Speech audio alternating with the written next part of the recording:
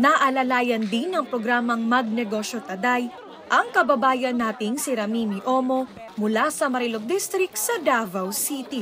Kabilang siya sa 32 pinakabagong benepisyaryo ng programa at bilang suporta sa kanyang kabuhayan na bamboo nursery, pinagkalooban siya ng iba't ibang planting equipment ng OVP sa Mindanao Satellite Office.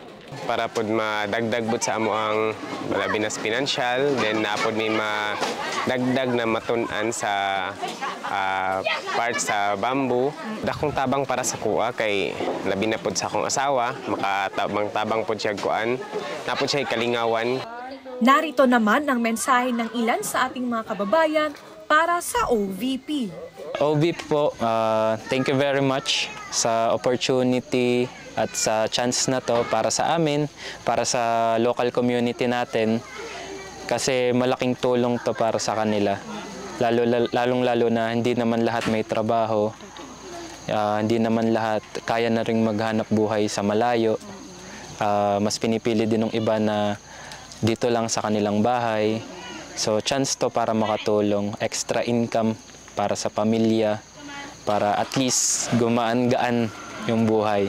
Sa Office of the Vice President, daghan king salamat kay tungod unya sa amo daghan pa ang taong matabangan ninyo po ug labi na sa amo ang mga tribo po.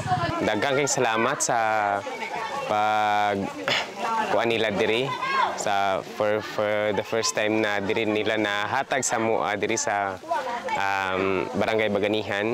Actually isa pod ko ka tribo diri, so dakong tabang para sa mua nga diri na nakuha nila na napili na ma-apil mi aning ilahang proyekto sa OVP.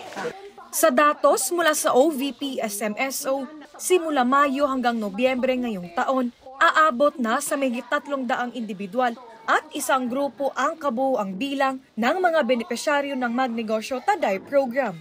Karamihan ay mula sa Island Garden City of Samal, Davao del Norte, Davao City, lalawigan ng Davao del Sur.